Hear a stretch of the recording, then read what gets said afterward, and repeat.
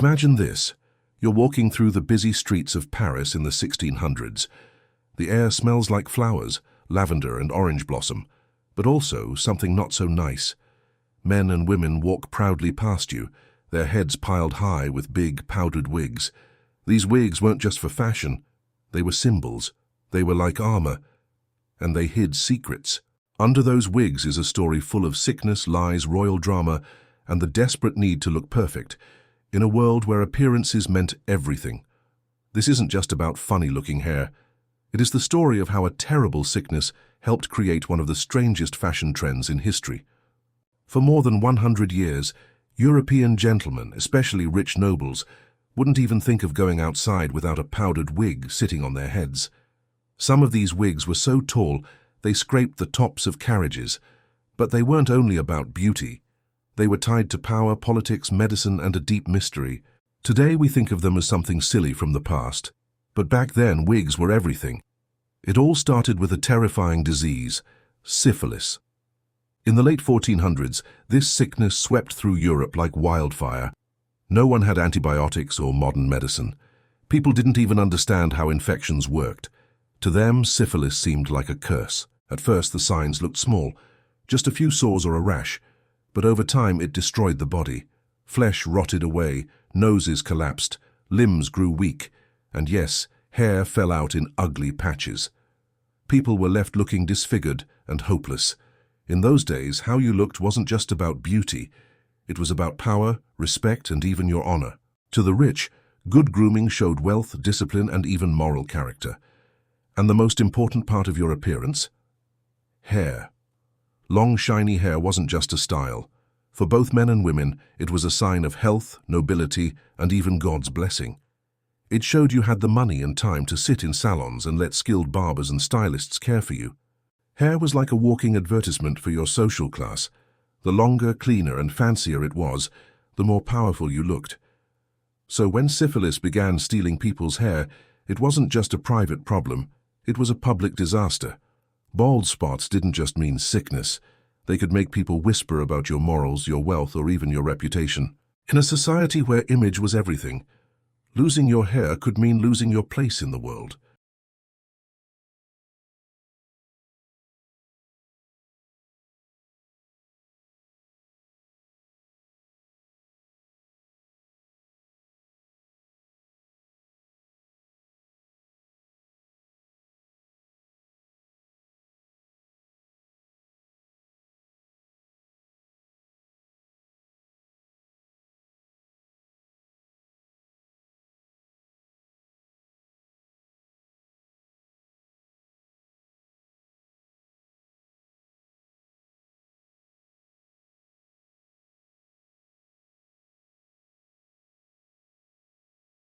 Back then, a bald head didn't just look odd.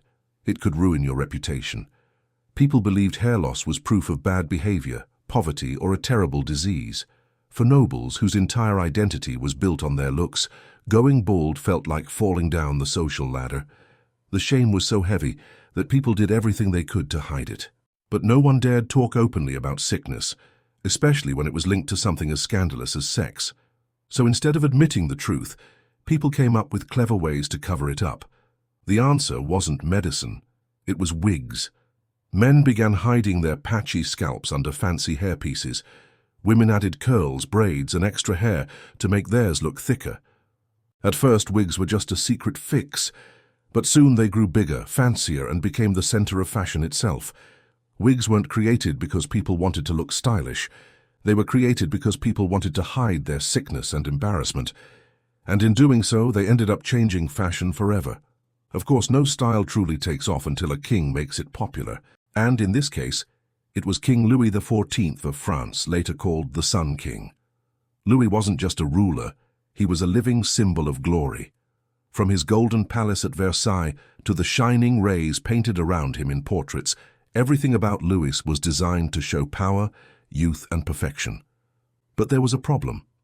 As a teenager, Louis started losing his hair. Baldness did not fit the image of a shining, powerful king. So he did something only the very rich could afford. He reinvented himself with wigs. Louis hired dozens of wig makers, sometimes as many as 48 at once, to create incredible headpieces for him. These weren't normal wigs. They were massive, carefully designed to make him look taller, grander, and more impressive. Each wig was like a crown, but even bigger and more powerful. Naturally, when the king wore wigs, everyone else wanted to copy him. Soon, every nobleman in France was wearing a wig in Louis's style. It wasn't just about looking fashionable anymore. It was about showing loyalty to the king and proving you belonged at court. If you refused to wear a wig, it was like rejecting royal culture itself. The wigs, called perruques, quickly became required clothing for important events, royal parties, court meetings, and big political gatherings. But the wigs weren't just about looks. They were also about hiding. A well-made wig could cover baldness, sores, scars, or the marks left behind by diseases like syphilis or smallpox. They worked like masks, turning something ugly into something elegant. And there was another reason wigs became popular: lice. Hygiene in those days was poor and lice were everywhere. But when people shaved their heads to wear wigs, it was easier to keep the bugs away. You could boil a wig to kill lice, but you couldn't boil your real hair.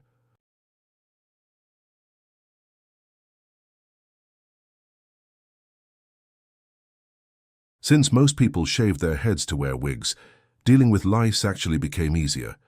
Instead of trying to clean their real hair, they could just boil the wig or take it to a wig maker, who would clean, treat, and powder it. It was almost like giving the wig a spa day.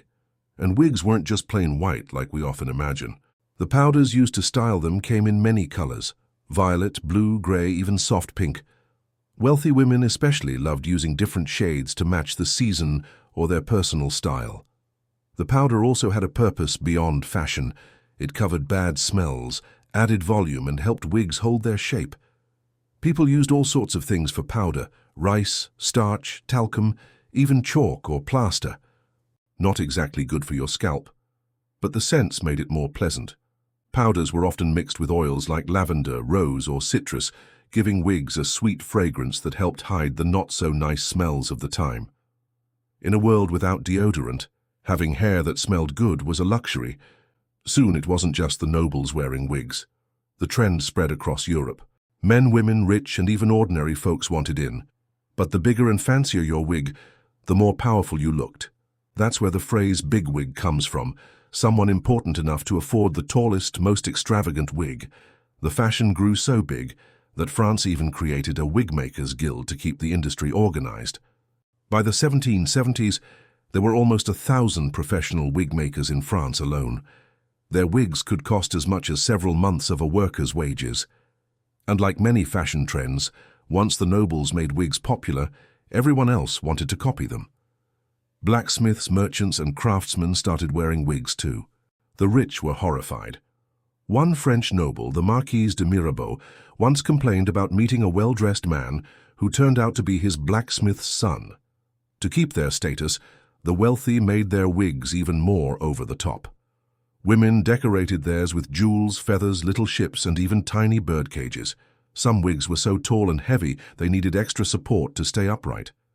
The story of the wig isn't just about style. It shows how people used fashion to cover their fears, to copy the powerful, and to try to stand out. What started as a way to hide illness grew into one of the biggest fashion crazes in history.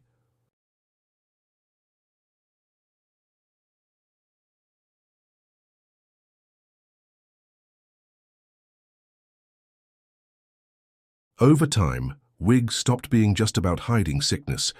They became symbols of power and fashion. At first, they were a way to survive the shame of baldness or disease. Then, they turned into a sign of wealth and high status. And eventually, they became such a big part of culture that even after the trend faded, their memory stayed alive.